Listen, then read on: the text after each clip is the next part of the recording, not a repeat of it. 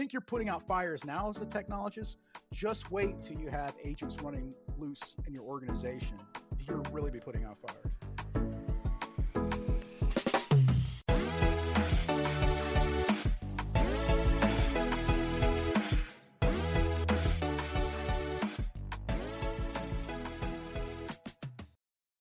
Welcome to the /podcast, where we lean into the future of IT by inviting fellow thought leaders, innovators, and problem solvers to slash through its complexity. I'm your host, James Carman, and today we're talking to Michael Pompey. Michael Pompey is the AI evangelist at Arrow Electronics, where he helps organizations turn artificial intelligence into real-world business transformation through IBM Watson X. A former Chief Information and Transformation Officer for the Girl Scouts of Eastern Pennsylvania, Michael has led major digital modernization efforts across mission-driven organizations. With over 2 decades in technology leadership and a career that began in juvenile justice analytics, he's passionate about using data and AI to drive social impact and innovation. Welcome to the /, Michael. Thanks, James. I really appreciate you inviting me on, man. This sounds great. Yeah, I really enjoyed, we were at a conference, at the same conference a few weeks back, and I really enjoyed your keynote. And I was like, man, he came out of the gate with like, I'm Gen X through and through. And I'm like, this guy's got to come on our podcast. So I love that. Yeah, rate it Gen X for your pleasure. That's so great. That was a great intro. All right. So we talked a little bit about this when we ran into each other at the conference, but the Girl Scouts, yes, that's not like a business people normally have on their dossier, so to speak. So tell me about what kind of unique challenges do the Girl Scouts face, and why would they need a Chief Information and Transformation Officer? It's interesting you say that, right? So for folks that don't have that on their dossier, that's their loss, because the Girl Scouts is a wonderful organization. I cannot sing its praises enough. And it's interesting, my first day working there, I'm going through onboarding, and I realized, how bootleg my particular personal experience was with the Cub Scouts when I got to see all of the great things that our girls get to do, being part of that organization. So first off, it's a wonderful organization. And the thing is, it's interesting because, like a lot of mission-based or nonprofit organizations, the Girl Scouts is a true enterprise. If you think about just Girl Scout cookies, right? That's $2 billion annually. No one really understands just how much that means. And if you think about the same tool sets, the same needs that a large for-profit enterprise has, so does a nonprofit, right? So they're running Salesforce, and they've got data warehouses, and they've got supply chain issues, and they need metrics and analytics, right? And they're trying to leverage their data in ways to reach new customers and generate leads and follow through and pipeline. It's the same thing, right? It's the old saying that, it's all sales. So when I heard about some of the areas they were looking to go, when I was thinking about, hey, what's going to be my next stop, I heard their needs, and I told myself, this is a wonderful organization. They deserve to have a leader with this background that can take them to the next step. So it's unfortunate that more organizations like that don't have CIOs or chief transformation officers, because they certainly need it, because they're facing the same hurdles as everybody else. So that's how I ended up there, and was, blessed to be able to give, close to 3 years worth of time towards some of those missions, and learn so much, from the parents to the girls. I mean, it was so impressive. I learned so much as a leader, as well as from some of the teammates. And I will have to admit, yes, I did get my overdose on caramel delight cookies. I must have picked up 5 pounds my first year being there, but at the end of the day, I learned to pace myself. But yeah, I mean, and the interesting thing about that, James, I want to say, is that a lot of times, and I always tell people when I'm talking, right, if anyone's working with a government agency or a mission-based nonprofit, thank you for your service. I salute you, because those kind of organizations are often asked to do not only more with less, but sometimes they're asked to do more with zero. So you have to be a more efficient, transformative, right, cutting edge tech leader in those kind of environments, because you just can't go out and get budget, right? Particularly if it's government, right? And you got a ton of hoops, ton of compliance, ton of procurement you got to stand up. So you need to be able to move your partners. You need to think innovatively out of the box, whatever, to get things done, because not only do you not have it, but you're also impacting people's lives at the end of the day. So you can't afford to drop the ball and be slow. So it takes a special kind of breed to saddle up that horse and ride in that environment. And that's why I've loved doing it for most of my career. So you gotta be even, like, more like MacGyver in that situation because you have to be able to figure out how to do more with less and all, like, be Yeah, very innovative. Okay, that's that cool. is correct. Now, I know, like, how we measure ourselves in for-profit organizations, that's is it EBITDA or top-line revenue and all those things, but how do you measure success in those mission-driven organizations? Like, what are those big numbers that everybody looks at? What do those look like? Yeah, well, it's interesting. It's not too far off as it Mhm. relates to some of those same things, right? So if you're in a mission organization, everyone also wants to know, okay, hey, you know what? How much of every dollar that you either generate or you get goes to your actual, recipients, right? Who's the actual direct service clients, how much actually gets out of the door, and it's a double-edged sword because if you're really good, right, if you're really good, you can have an administrative rate that's really, really low, right, 6 7%, right, so 93% of everything you get goes straight to your constituent, but there's a dance in that Mhm. because at the end of the day, there's not enough necessarily, nonprofit public money going around.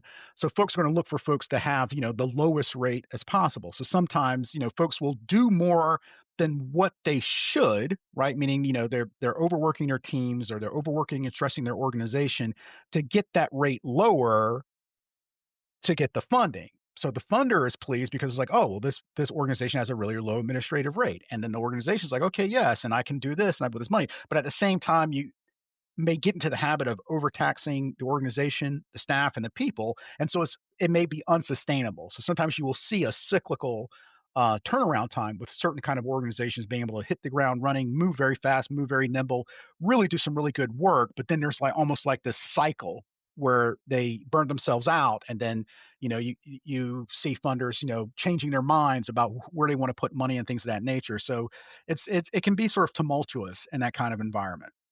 Yeah, I can imagine you could get into a bit of a death spiral trying to slim down that administrative overhead rate, and then but at the end of the day, if you were to spend, let's say, 10% of administrative, could you serve better? And the nominal dollars that are going to benefit the people you're trying to benefit is greater, even though you had to, 10% off the top versus 6 or 7, right? Well, what's That's interesting probably is a lot of these organizations have been rated by official third parties that take a look at their activities and take a look at their outcomes and take a look at their staff and their credentials and their experience. And sometimes they've come back to say, you know what, you do a good enough work, you should be charging 15. Mm, 15 is a standard, right? So that'll be the stamp.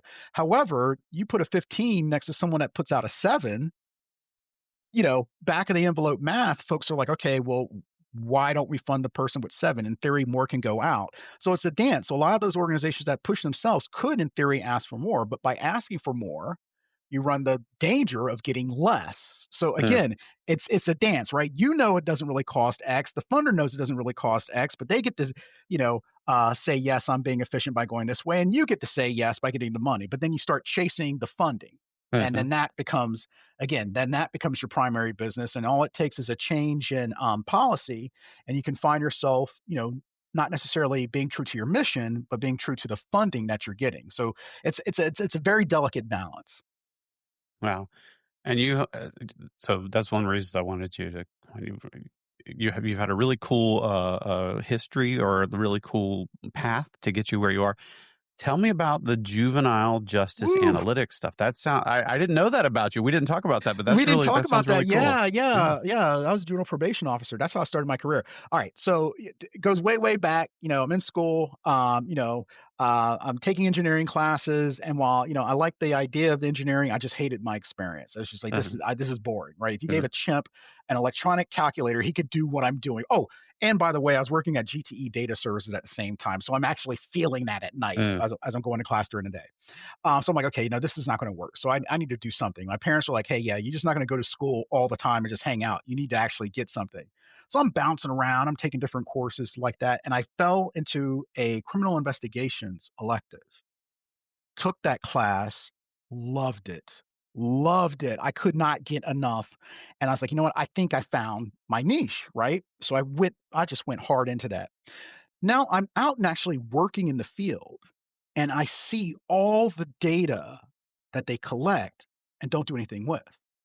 And mm, one of the things I say is like, guys, and I'll never forget, I'm coming in. there's like a quarterly report due. People have filing cabinets open, papers all over the floor, and I'm like, "What the heck's going on?" They're like, "Oh yeah, we've got a report to do." I'm like, "What's all this paper all over the floor?" They're like, "Well, we got to get the data," and I'm like, "This is not in a database." Wait, I was like, "Do you know 7-Eleven would come in here and kill every one of you that have this much data on their customers as you have on this Mhm. kids?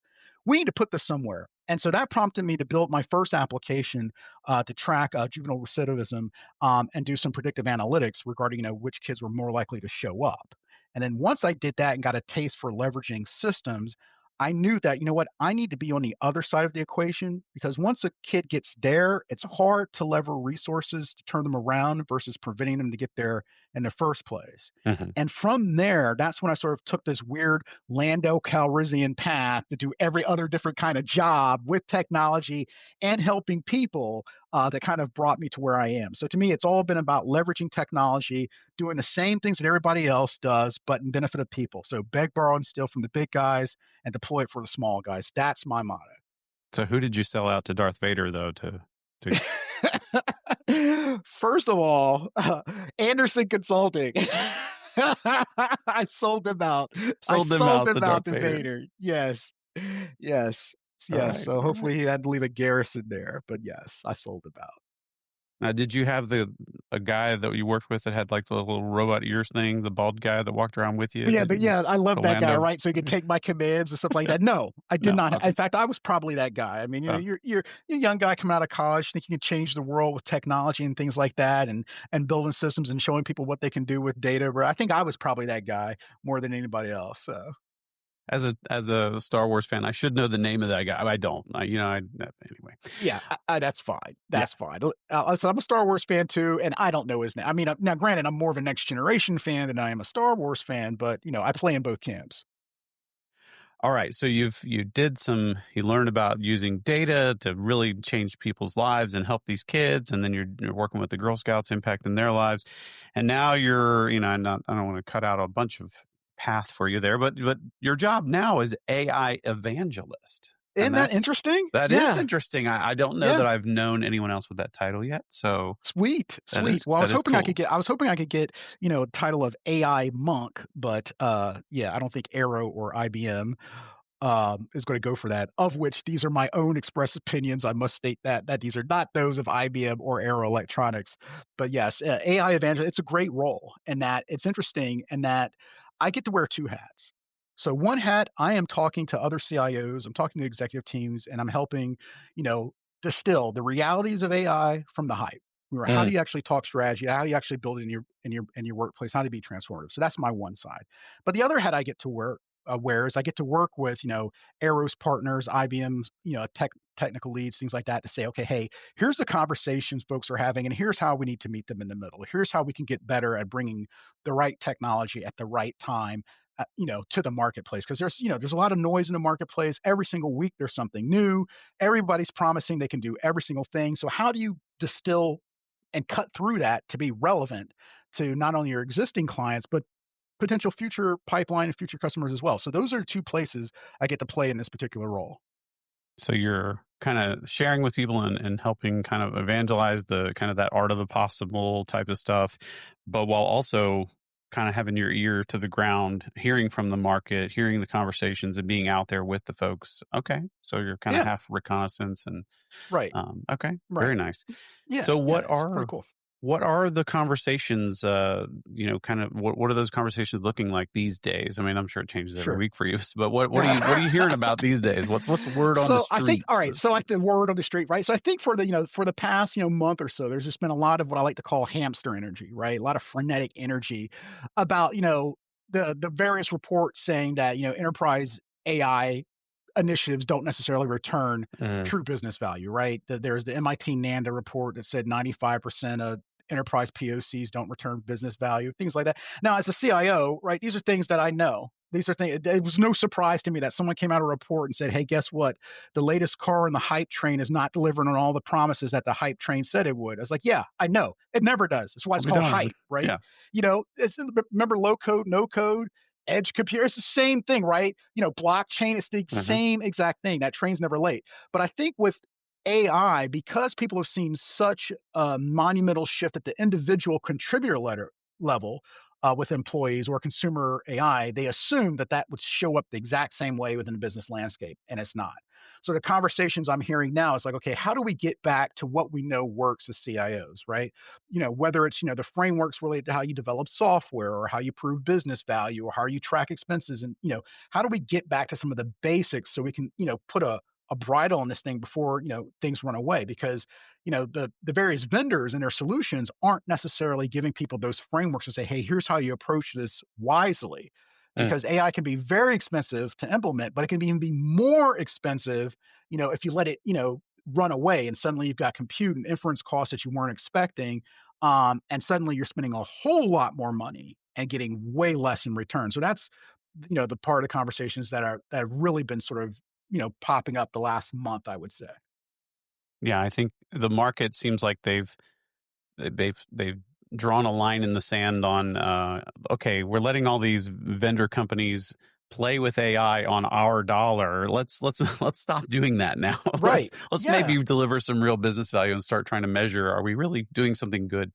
And I'm with Yeah. you. I don't find it weird that, what did they say? Was it 95% of all the AI things are Yeah. not, but Right. like, how many IT projects fail? I mean, what did you Right. expect? Well, exactly, exactly. And here's the thing, right? Because there's an old adage, Thomas Edison said, why, he in theory was inventing the light bulb, which I think people are now saying, that may or may not be true. You might have copied someone's homework over there, right? But the whole thing about, yeah, I didn't fail, 1,000 times. I figured out, 900 ways, not to make it, or something Right. like that. And I Yeah, think that didn't that, work. Yeah. yeah, yeah, I think that goes with technology. And I would say, a good tech leader should never be moving or leading from tech anyway, right? It is really about, hey, what is the business problem or the business need or the customer need I'm trying to solve? And tech is a force multiplier. It's an enabler of the solution, but it is not necessarily the solution. And I think if you let your eye get off of that, then yeah, you could find yourself in a situation where you're trying to justify all this money because it sounded cool,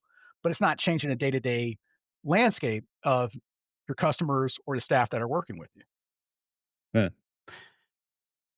Yeah, I it has definitely seemed like over the past quarter or so that things are starting to get a little more reasonable I around hope so. AI, and I the hope so. conversations that I'm hearing are changing. And well, I think we talked about it at that conference we were at, like the kind of that first principles level thinking. We're getting back to that again, and we're like, okay, Yeah.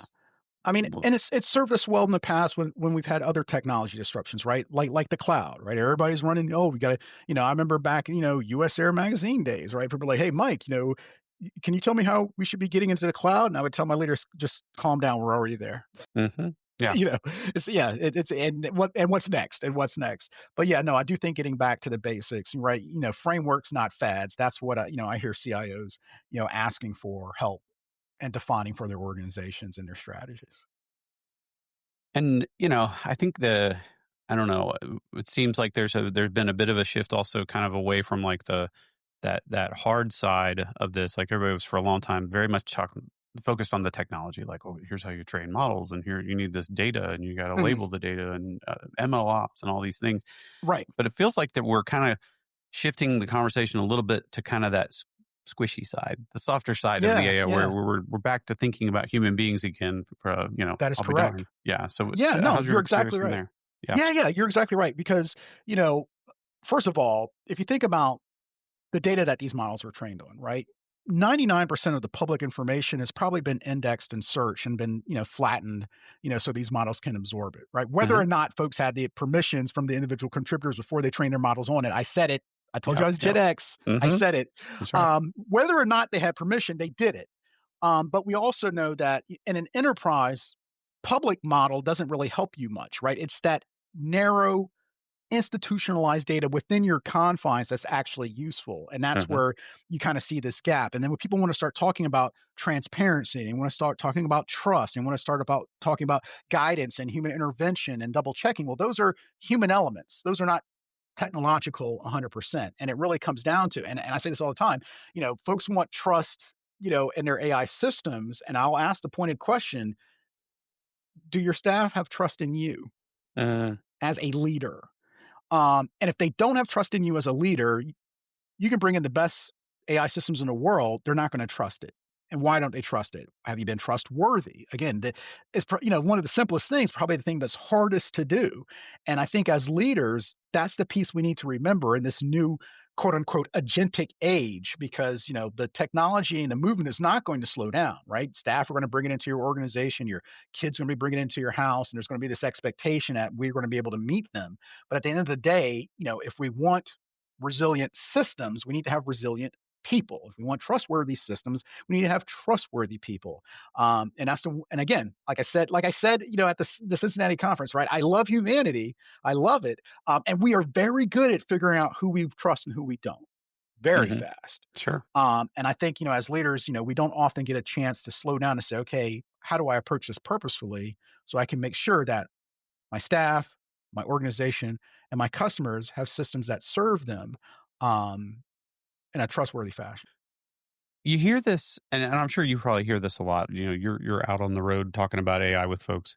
This notion that like kind of AI is this amplification mechanism, and some people phrase it as it just makes you be able to do dumb things faster. That kind of that the gist. Mhm. But Yes, do you think that organizationally that AI, is it going to have the effect of kind of highlighting where those deficiencies are, where the low trust areas are?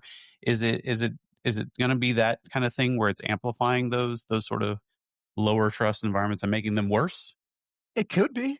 It could be, but again, it's not the technology, right? It's the Hmm. it's the people using it. Now, you've also heard the adage of when 2022, right? And everyone gets shocked. And ChatGPT comes out, and everyone's sort of amazed by this, and then they're scared at the same time. And Hmm. then the statement you often repeated was, oh well, AI is not going to take your job. The person who uses AI is going to take it, right? And I'm like, Right. okay, that's a half truth. That's a half truth because at the end of the day, depending on your leadership, depending on your environment, yes, automation will take your job depending on what your job is. Um, and that's just the truth. And I think, in these particular environments, because I used to always make the joke when people are like, okay, hey, you've got this title, of Chief Information and Transformation Officer. What does that mean? I'm like, oh, I help you use technology to make bad decisions faster, right? That'd be the joke that I would sometimes say that, and my elevator speech, people would laugh at it. I'm like, but seriously, how quickly are you moving? And I think again, it can be that enabler. It can be that force multiplier if we purposely choose it to be so.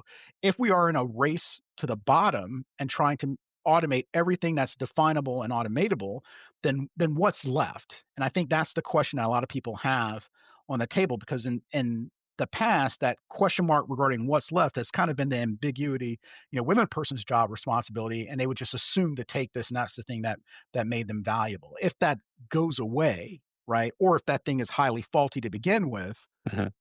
where do we, put our focus? And I think as leaders, that's a conversation we need to be willing to have. It's sticky, it's uncomfortable sometimes to have that, but it's where we need to go. Hmm. Yeah, I mean, there's a lot of really uncomfortable conversations around AI going on right now that kind of people Yeah. are talking about in the corners at parties, and we're not saying out loud. But like, Oh yeah. yeah, I mean, Listen, there's a lot of uncomfortable products in AI that I see coming out that I'm like, okay, so yeah, all right, so this is that. So all right, so for those in the audience that haven't heard me say it, right? One of the things I said at the Cincinnati event is that I was a tech optimist. I love humanity, and that the thing I love most about the humanity is that unless it's against the laws of physics, people can get it done, mhm, right? yeah, People can get it done no matter what it is if it's not impossible from a physics standpoint, mankind can do it. And the quote that I use is one by Jim Lovell where he says, "Hey, we live in an age where man has walked on the moon, right? It wasn't a miracle. We just decided to go, right? So mhm, humans said, you know what? I want to go there, the place where, generations ago people used to worship as a god. I want to go walk there. And we did it. It took mhm, work, but we did it, right? So the things that are problems around us today that seem endemic, seem impossible, when you take a look from that perspective, they really aren't. We could do something because it's not against the laws of physics. But at the same time, the other part of that conversation that I opened up the Cincinnati CIO forum with was that I recognize that unfortunately, even though we usually get to the good spot, we go through it we sometimes go there with a bunch of unnecessary suffering and pain along the way before we decide to do the right thing. mhm, yep, And I see that happening with some of the AI products and tools as well, things that we know are going to be harmful, things that we know are not going to be of benefit, but they are of profit being pushed out anyway. And that's concerning because we know what will show up later that we'll have to deal with. And prior to 2022, parents were concerned about the effects of screen times on their kids and solitary behavior and things of that nature, Hmm. right? We knew these things were coming along, and now we've got psychologists and we've got PET scans of people's brains about how they're engaging with these tools and what it's doing to their ability to be creative and to problem solve and things like that. And again, the technology by itself is not going to necessarily slow down. So it's going to be us as leaders, us as people, to put our hand on that brake and force this to slow before we, all end up with, I don't know, I guess the equivalent would be secondhand smoke damage in this day, secondhand AI damage or something. I don't know, but I mean, we definitely shouldn't forget our duties and responsibilities with that. Yeah, absolutely. Um, the the notion, like, I know a lot of folks. I kind of had this conversation with people, here and there on the podcast, but like early on, it seems like people are going to be quick to pull that layoff lever, the big L, right? The big L word. Oh, you mean we can get this done with less people? Why don't we get rid of some people? What are you seeing? I think that was an early reaction, and people were kind of, but I think people are kind of tempered that, and they're seeing that maybe we can get more things done. Like we were kind of we had a normal, and we could get so many things done per sprint, or so many things done per quarter, or whatever you want to say. So we had this kind of velocity, and it was almost like this cap that we could get things done. With AI, that raises the bar for the number of things we could get done. Now we could just choose, well, we'll just keep doing the same number of things we've always done. We'll just use less people. Yeah, you could do that, but why not raise that bar? And then maybe we can tackle some of those big issues, those big ticket Listen, items that these organizations have been kicking the can down the road, you're right. You're right. That's something that could happen. The question is, will it? The answer is, I don't know. Because again, even when we were making the joke before about blockchain and edge computing and Mhm, no code, low code, right? Even way back then, folks were saying that these automation technologies were going to save the average person 40% time during their work week. Well, that's 2 days when you mhm. think about it, right? No one's Yeah. working a 3-day work week.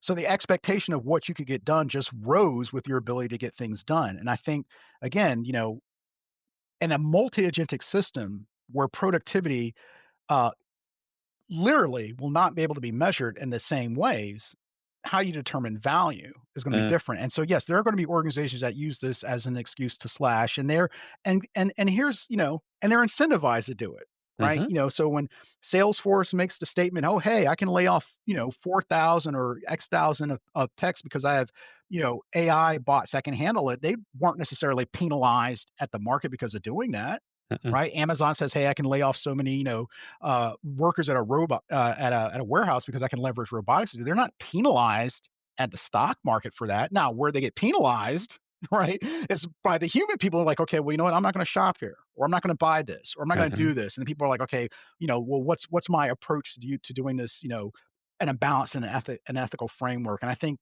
that's going to be that messy middle that companies as well as us as consumers will have to play in because there aren't any universal frameworks. We are all learning about this as we go along, and who knows what happens next week, right? Do we have the next deep seat coming out in 2 weeks that no one's heard of that's going to shock the world and change and turn this whole thing upside down? Who knows, right? I mean, we don't really know that piece. Now, to be fair, Amazon, they could have taken a hit in their stock, but that $38 billion deal they just signed for with OpenAI might have, like, you know what I mean? Like that we muddied the water there. We might Yeah, not and have then we've seen the got signal. that, right? You've seen the reports about the money flowing from one person to it's funny because like I told you, I got my start in criminal justice, and drug dealers do the same thing. It's called stepping on your product, right? You step on it to inflate it. So I'm going to buy $100 million chips from you. You're going to invest 100 million, right? It's a bubble, right? Hmm. And doing that.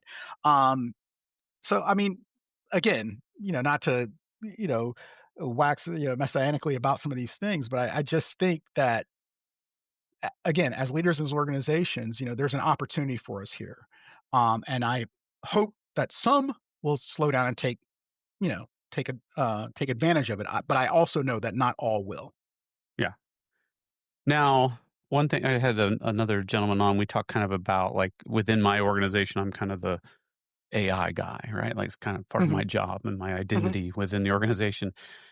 You're obviously an AI guy within your job. With your job, you're an AI evangelist. How have how has it been for you to keep track of all this? I mean, you hear about this AI slop and all of the stuff that's going on right now.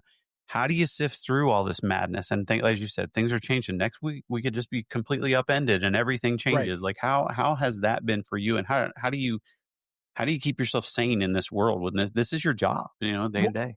yeah, it's interesting you say that, right? Because because you're a CTO, and I'm a former CIO, and we all have the sort of same ethos, right? We know that this is a crazy rodeo that Hmm. we work in, and yet we ride that horse anyway. It takes a certain type of person to saddle up, knowing that what everything you listen. I tell people all the time, especially kids in school, whatever. If I'm talking to a college class or lecture, I was like, what the best compliment you're gonna get working in IT is, and they're like, "What?"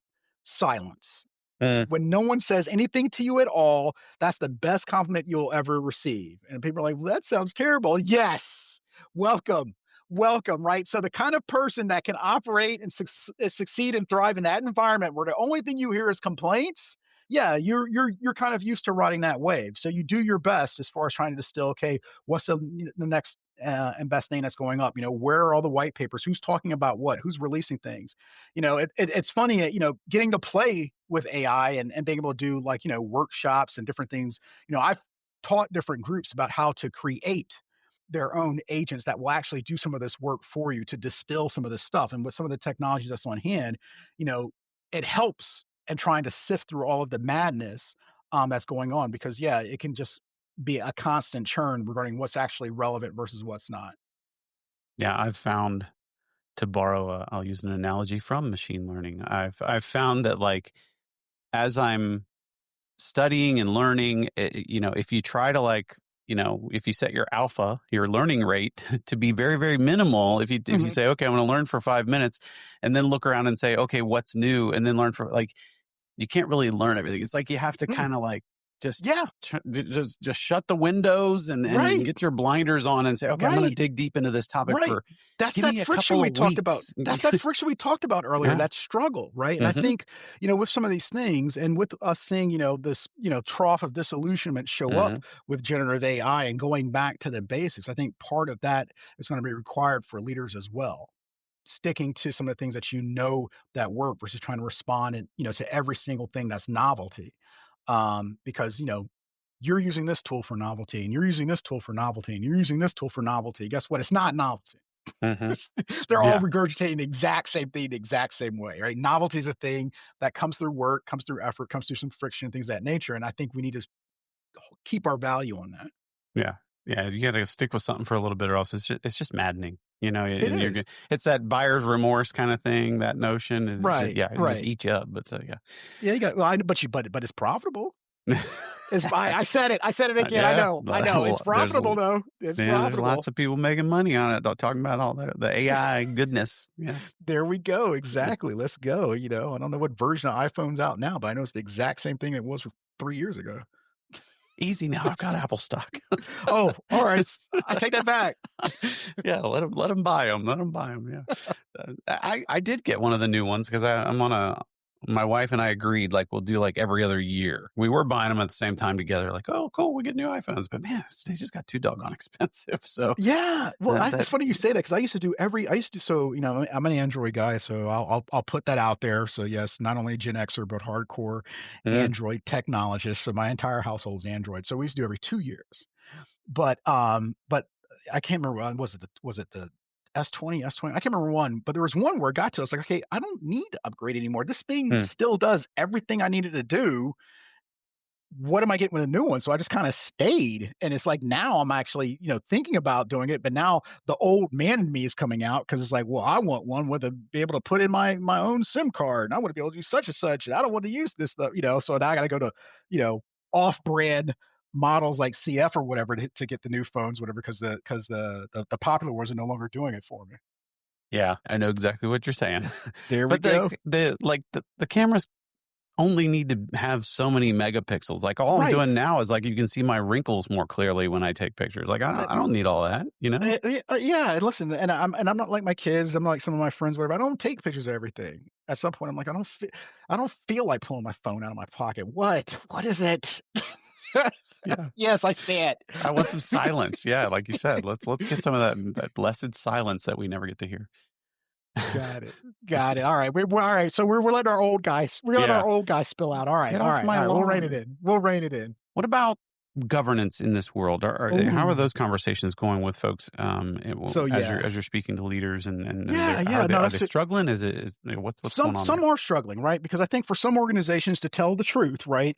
For some organizations, governance has been a periodic exercise, right? It's Mhm. something that you pull out, whether it's on a quarterly basis or whether your cyber calls you to do it on a particular cadence. You pulled it out then, and usually governance has been the stick that we've either tried to beat employees or departments with to say, hey, don't do this because this is against this particular set of compliance. But that's not what governance should be, and nor will it be able to be that in an agentic work environment, particularly if you're going to have multi-agentic systems as well. The metaphor, the analogy that I like to use when I talk to leaders about governance is, it comes from F1, Formula One racing. So, Mm. I've recently got back into watching Formula One. I call myself a recovering Lewis Hamilton fan. But the thing about Formula One is the key to winning a Formula One race is not your engine. While you do need it, right? Anybody can drive fast on a straight. The key to winning in Formula One are your brakes, because your brakes allow you to slow down just enough to maintain your speed into a corner and then position yourself to accelerate out of it. And that's what governance needs to be. It needs to be part of your process where you've defined as a business, as an organization, right? If you got regulatory compliance perspectives you need to keep in mind, but you've already designed what those boundaries are. So your compliance is good enough to keep you right along that edge so that you can accelerate coming out of it. It's not about Mhm. speeding the brakes, because in multi-agentic systems, that really have the ability, right, not only to talk to other agents, but call tool sets or whatever, they're going to be able to operate and do work much quicker than you'd ever Mm. be able to hand check it all. So Mhm. you've got to have governance baked in. You've got to have these things already defined before you start playing and turning these things loose. Because once they're loose, again, it's that part of humanity that I love, but I also have to recognize people like easy. And in the beginning, yeah, they're gonna like, I want human in the loop for every decision. I'm like, okay, all right, you will, until that becomes cumbersome. Mhm. And then it'll be, I want human in the loop for every decision above this threshold, until that becomes cumbersome. And then at some point, someone's gonna say, you know what, it's good enough. Well, do you have the governance behind that good enough? Particularly if it's going to impact someone's finances or health outcomes, or Mhm. build it now, because once those things are in place, it's hard to add it in there um, over the top. So that's the conversations that we're having with governance, that it's part of your strategy. It's not something that you come at afterward trying to stop things from moving. Yeah, they don't usually put brakes on the Formula One cars while they're going around the track. No, and the interesting thing about the Formula One brakes is when those cars stop, right? They've got to bring out battery powered. They almost look like custom made leaf blowers to continue to blow air over these things, because they get to like 1,000 degrees, Whoa. but there's no airflow flowing over it, so you don't want these things to melt or transfer heat and hurt the driver. So Mhm. if the machine stops, you've got other things in place to take over. Otherwise, those systems can then cause you a problem someplace else. So it's not too dissimilar in an agentic environment where you got systems playing with systems playing with systems. You have to have your eye on the overarching goal and make sure that you've got things that work by design. Otherwise, you're going to be, if you think you're putting out fires now as a technologist, just wait till you have agents running loose in your organization. You'll really be putting out fires. Yeah, that aren't checking in with you. Are you sure this is okay, boss? Yeah, yeah, Yeah, yeah. You yeah, don't even know. And if yeah. you don't have the governance set up, your people can listen. That's a, you know, when I was a nonprofit CIO, we were working with Microsoft, and when they first rolled out Copilot, you had the ability to turn it off, where it didn't show up in your environment until you were ready. And then at one point, you're like, you know what? No, we're not going to do that. Everybody gets it. So you don't know what's coming next as far as someone being able to deploy something that you don't know of. So you need to have that orchestration, you need to have that governance built in so you can keep an eye on that stuff before it goes haywire. I did not know that brakes is what wins races in Formula One. I didn't Brakes know that. brakes is the key to winning an F1 race. Now, Yeah. see what we learned from Days of Thunder, the movie, the Just that fabulous movie with Tom Cruise, that's is right, right. Cold trickle. tires is what Tires wins a race. race right, Yeah. tires is what wins a race, Cole. Exactly. You even know it's He didn't cool. All he right, there you right, go. he didn't hit you, he rubs you, and That's rubbing right. son is racing. Rubbing son is racing. I love when he says, he tells him to hit the pace car. Like, what? Right, You've because hit if you hit every other anything else thing out out there. there, you better be perfect. I want you to be perfect. Yeah, that's fantastic. I'm so Oh, glad you got Robert that reference. listen, Robert Duvall, that is great. Now He now was the awesome. rumor now, did you saw the new F1 film, right? I The have recent not one with seen it Brad? yet. I've heard it's Oh, amazing, but it's yeah. amazing, and some of so I believe they're trying to work up one in pre-production, and some of the hope is, could we have Brad Pitt, and can we have Tom Cruise in a movie again, and one playing Cold Trickle and one playing Sonny, and see what they do together? That's like that'd be, the ultimate Gen Xer's dream to see those 2 characters in a film together. Man, that'd be great if we can get Robert Duvall involved in that. I use that line when he tries to go recruit him to come be his mechanic, and Right. he's like, well, you can train him how to be a race car driver. He's like, no, see that No, coon see, that's hound laying out? dog That's the best coon hound I ever heard of, and I didn't have to right. teach him a Teach him darn a thing, damn right? thing. Yeah, exactly. Like I use that line all the time. Like some people just have it, or they Some don't. people just have it. Yeah, no, it can be a gift. It can be a gift. But Oh, man, yes, and we're getting, details from our engineer that Robert Duvall is 94. So he's 94, so we better hurry up and make this movie.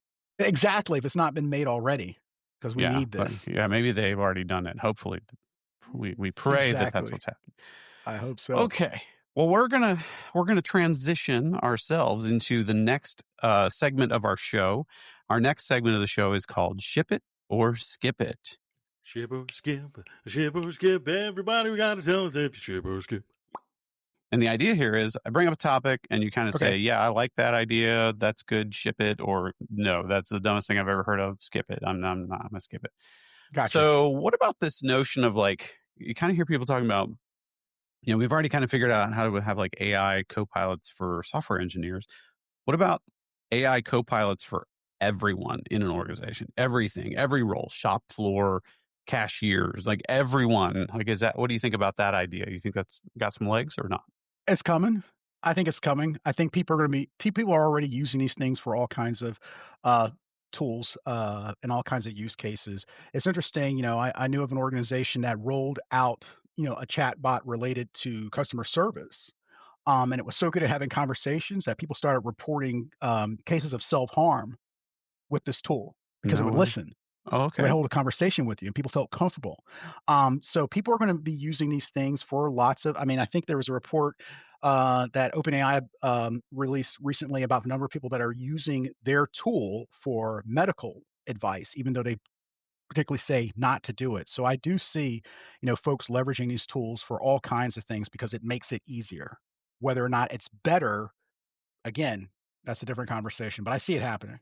So you're a ship it, like we should be doing that, or you're skip it, like maybe I that's mean, not to the me, greatest idea. gotcha. All right, yeah. So to me, I think that's a skip it because I don't think you should necessarily use it for every. So here's and I love this quote. Um, you get into an argument with your wife, right? And she's upset, you're upset. You come back later and you're like, sweetie, I just want to take a minute to tell you I'm really sorry. I wasn't paying attention. I should have been more mindful of how you felt. I'm sorry. Can we do such and such, right?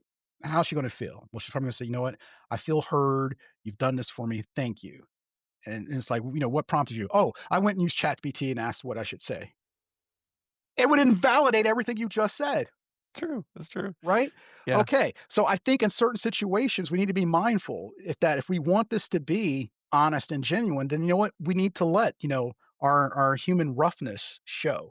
Mm. We need to let some of that come through. It doesn't have to be perfect all the time. That's what makes it, that's what makes a Ming vase, not because it's stamped perfect like a machine could do, but there's imperfections in it because a human did it. And I think, in certain areas we need to hold to that. So no, I am a skip it on using Copilot and everything.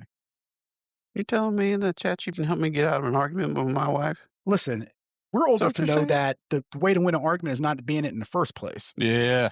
Yeah. Yep. Yep. Okay. I was gonna say. I've been doing it wrong. See, this computer here told me I need to be more human, and here's how to do it. Yeah, Yeah, yeah, yeah. don't say that piece. Don't say that piece. All right. Again, there's been there's like a moratorium on laws around AI, regulatory moratorium on AI. Is that a good idea? Should we be doing that right now, or is that a bad idea? Putting a moratorium on regulations and having conversations about regulating, AI, no, that is a bad idea because who's gonna do that? The only potential saving graces is that the moratorium that folks are saying aren't gonna stop the lawsuits. So the Mm, lawsuits might force people to come at the appropriate guidelines and the transparency regarding decisions and being able to have explainability in their systems and things of that nature because the lawsuits aren't going to stop just because there's a moratorium on standing up any kind of safeguards or regulations around this. mhm. So while I think it is not a good thing not to have those conversations, again, the punitive things are going to force us to address it sooner or later. Yeah, I think on those things, it's tough because it's like you don't want to stifle, right? You don't want to do too much regulation to stifle. But yes, you're right. There's going to be, as you said, we find new and interesting ways to, you know, pull the wool over someone's eyes, and those Right. sort of things. So, yeah, there's a balance. Maybe there's a period of time that's okay to kind of leave the gloves off, but at a certain point, like we got to start thinking about, okay, how do we make sense of all this and make sure that we can all, coexist with this stuff. Okay. Exactly. So forever we heard about shadow IT, and now you're hearing a lot about shadow AI. Is Yep. shadow AI a good thing, or can it be a good thing, or is it like Yeah. no, snuff it out, rip it out at its roots? Like what do you think here? Right, right. Well, listen, being a CIO, I've long held the view that shadow IT was inevitable. It's Mm, like weeds in your garden, right? mhm, You're constantly pruning. You're never going to get to a situation where you're going to be able to pull them out because what we often call our weeds are the indigenous plants that are better suited for your environment than what you mm. actually planted. Great And analogy. sometimes the applications in our environment the exact same way. They're artificial. We've decided this because I don't know, maybe they met our RFP quotient or they gave us a good rate or for license renewals and things of that nature. But what our staff really wanted was something else. And that's the weeds, the shadow IT that we're pulling out.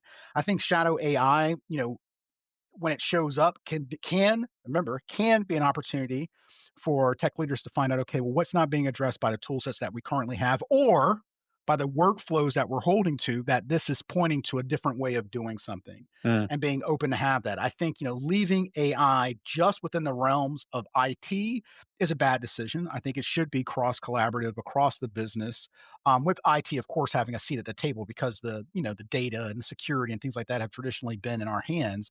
And as APIs of the organization, we see where all the information flows, but we should not be the sole dictator of what it looks like. And I think sometimes shadow AI happens because people are sneaking in things to make their work easier, mhm. than what they currently have on deck. So I think it's an opportunity.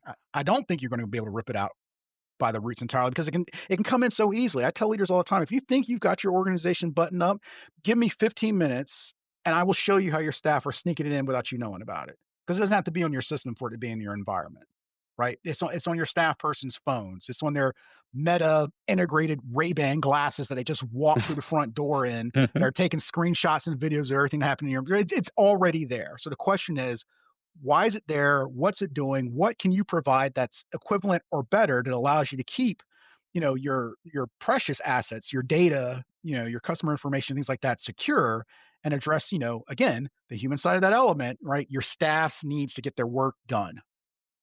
Yeah. I mean, I think barring any sort of like regulatory or anything like that, we've always said like shadow IT or shadow AI is kind of that's usually showing that's a failure of IT. And the way we typically have seen organizations will address it is like they try to just bring that hammer down, that hammer of just you're not supposed to Right. use this, but they should look at it differently. Just like you're saying, how they use like Dr.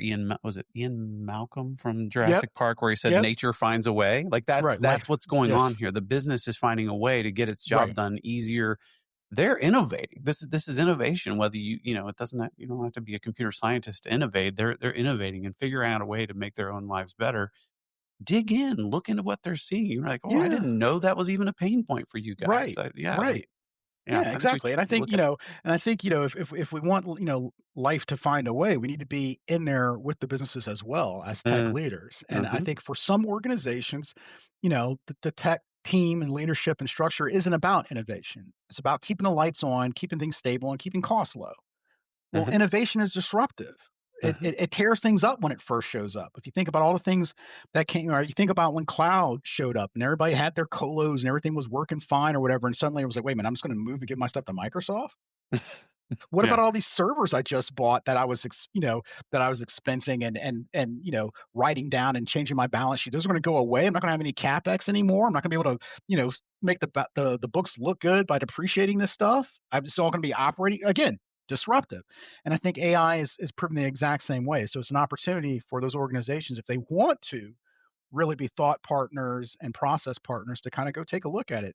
Join at the table. Hey, where can we use this? Where can we let this go? Where it's safe to have a POC or an idea related to the technology and see if it can ripple out from there. yeah. It's funny that again, we're back to like these concepts keep coming up. I mean, we at least reuse the word shadow to name There it. we I go. mean, we at least reuse that.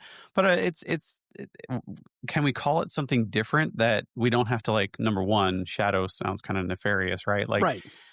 can we call it what it Bootstrap is? Yeah, AI. like yeah. Let's embrace it. It is Right. innovation. People are Right. trying to find a way to The make their lives people's better. right. The We should lean people's into it. AI. That's what it Yes, is. The and people's it's going to be platform.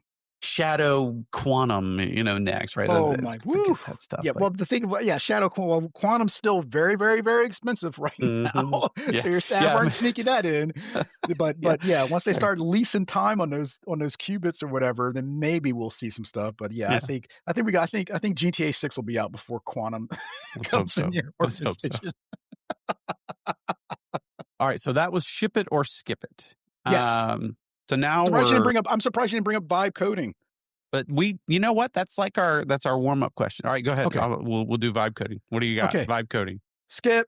Skip it. Vibe coding, I tell people all the time, vibe coding is not coding, right? If you Hmm. don't know how programming works, just because an IDE tool decided for you to use these libraries and stuff, you cannot call yourself a coder. No, you're not a coder until you have a stack of O'Reilly books to whatever language it is that you're going to that you can pull off your shelf and you can understand it. If you do not have that, you are not a coder. And yes, Copilot for GitHub counts too. No, skip it. If you haven't learned the animal kingdom because of the things on the front of your O'Reilly books, you're not a coder, darn it. You're not a coder. Exactly. I still like what was that one Linux for with that Oh, animal with the yeah, big with eyes? Yeah, the little meerkat looking thing or yeah, whatever, yeah.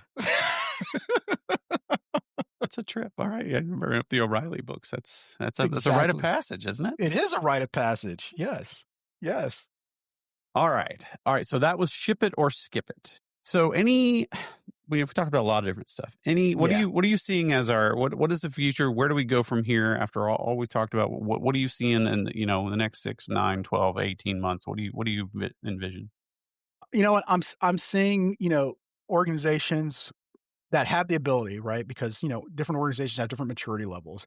But, all signs are pointing to agentic, and I could see people almost having a subscription-based model to intelligence.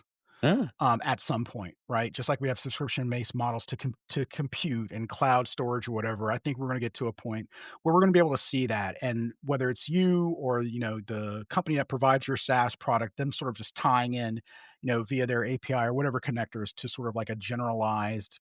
And I'm calling it intelligence, not necessarily being human intelligence, right? Mhm. That's just the term I'm putting to it, to really leverage some of these pieces because there's a need for it, but not every organization has the chops internally to set that up. And I think that's going to be a piece that our hyperscalers are going to be able to provide customers to help them move along this journey. I definitely see that piece, and I also see hybrid becoming du jour more as well because.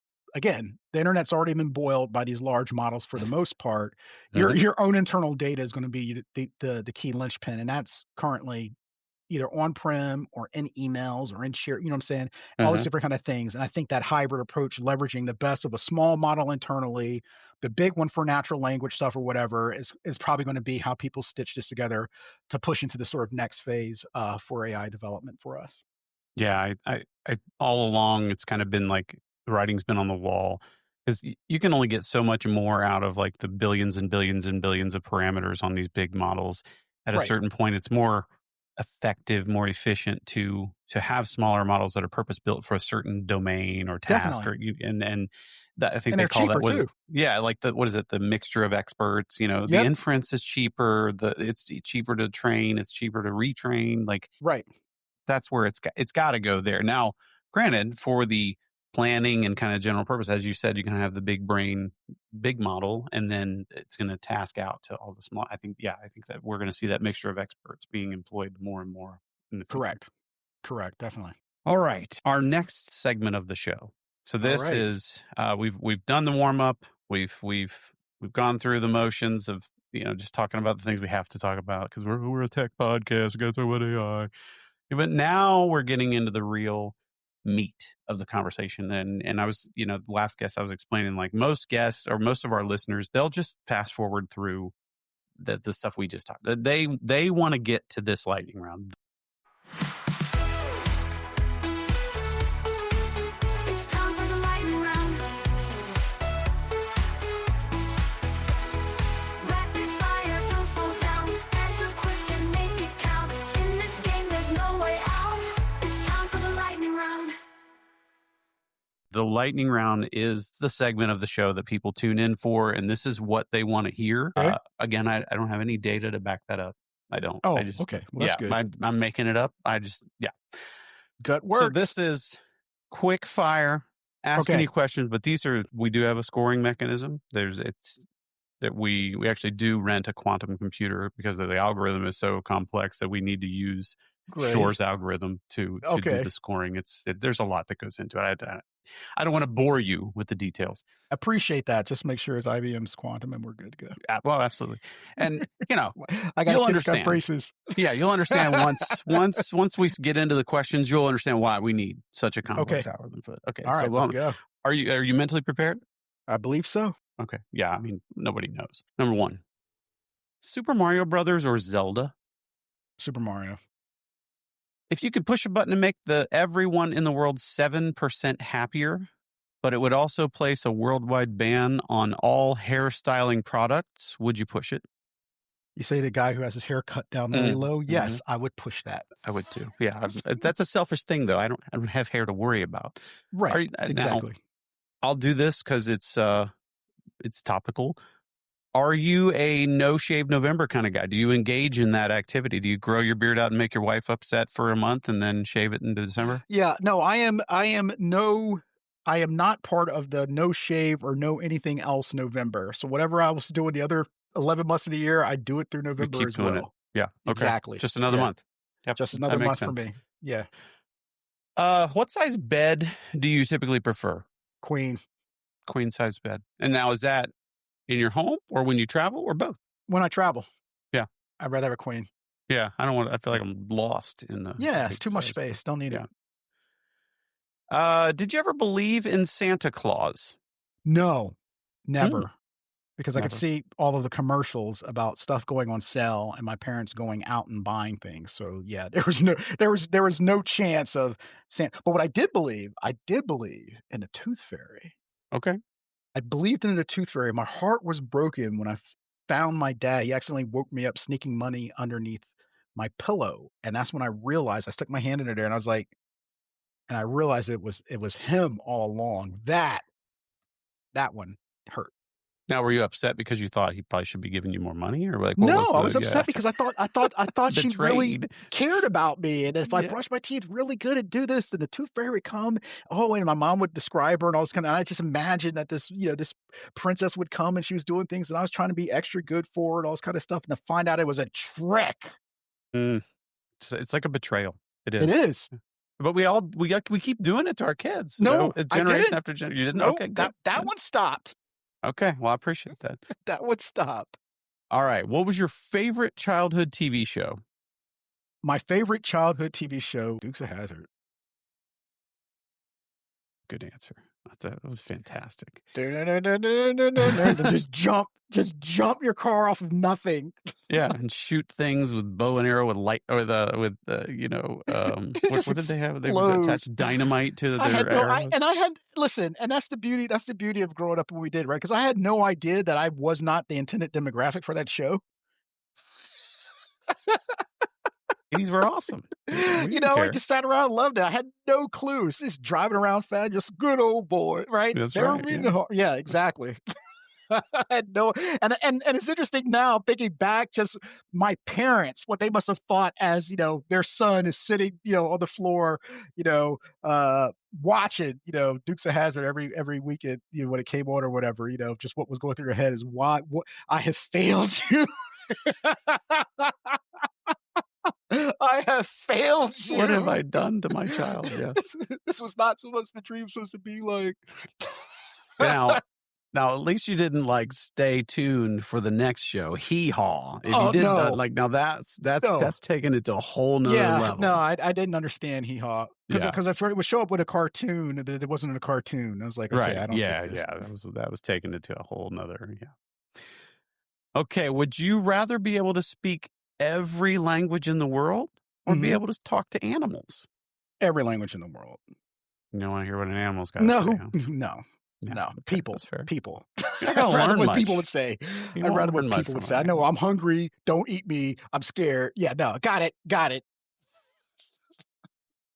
I did like that one Star Trek where he did the mind meld on a whale. I don't know how that works, but I feel Star like Trek that's 4, The Voyage Home. the voyage home. Yeah, well, it doesn't Yeah. seem like that should be possible to mind meld a whale, though. You know what I mean? Well, exactly. I guess it's. I don't know. You know what? If Spock was Beta Z, it would work better because it's emotions. I don't know. Maybe Troy. Maybe getting Troy in the water. and she Troy could- should have jumped in there in Yeah, the she pool could have with jumped it. in the pool with it and mind meld. Now here's one this is getting into really deep thoughts. The Got it. Jack Handy level deep thought. Okay. Is it wrong for a vegetarian to eat animal crackers?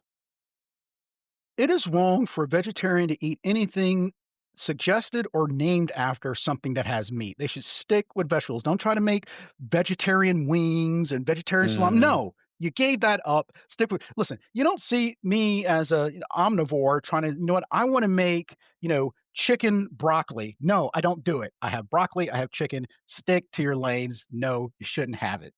Yeah, if you're going to yell at us all the time, Then us stay over now, I there. was a vegan for a while, but just to get my cholesterol down. But Uh-huh. if you're going to yell at us, then Right. hey, be committed. Be committed. Do Be your committed. thing. Yeah, mhm. Exactly. All right. Yeah, when the vegans are throwing paint on you but they're wearing leather belts. Oh, Right. hold on a Yeah. second. Hey, come here. on now. Hold on. Uh-uh. No, you don't get to do that. All right. What place is it that you would most want to travel to? Wow. The place I'd most love to travel to, orbit. I'd love to see the Earth from orbit. And not the Blue Origins Amazon go up, come down. No. I would want full being able to see the entire Earth. But they got to claim they were astronauts. No. There are rules, Lebowski. Yeah, we got to set the bar higher for astronaut. If those people got to claim they were Yes, astronauts, exactly. no. Yeah, I don't even remember who it was. There was someone on there that was like, "No, Well, it was we're like- changing the definition." If that's if you exactly. Get to be, No, that doesn't work. name one of the 7 dwarfs.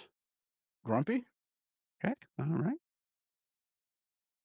What's your favorite type of tea? Earl Grey. Earl Grey. Isn't that a Bond thing or something? I know. No, that's Picard liked it. Picard. Yeah. That's what it was. I knew it was an Asian accent. Yeah. Tea, Earl Grey. Computer. Tea. Earl Grey. Earl Grey. Hot. Yeah. Exactly. Yes. What is the fastest speed you've ever driven in a car? Fastest speed I've ever driven in a car was 160. That's moving. Yeah. Okay. Now I got to hear this. When did this happen? How did this happen? So I had a supervisor, that one time let me stay at his place while he was on vacation, and he had a I think it was like the Z300 in Mhm. the garage that he told me not to take out. I took it out. It sounds like a Will Smith song. I took it out. Yeah, also told me not to have friends over, had a pool. I mean, I had a Mhm. boat in the back to the canal, told me not to mess with it. I messed with all of Okay. Okay. it. Yes, exactly. So She yeah, that was left the the fastest I did. keys to the Yeah, brand new Porsche. Would they right. mind? Yeah, Well, scary. yeah. Scary, scary, scary, scary. Scary dumb though when I look back at it. Dumb thing 160, to do. yeah, parents just Yeah, don't understand. All no, right, they don't. let's see. Last one. This is the grand finale, All and right, this what is we for all got? the marbles. How many hours of sleep do you need a night? Do I need? That Yeah, like depends. what's up if you're waking up in the next day and you're like, "Oh, I feel good." Oh, I mean, I can, for me, if I feel good, if I get a solid 7, I feel good off of a solid 7. I could pass for a human off of 4.5. Yeah. Yeah. Yeah, but yeah, seven's a good metric for me.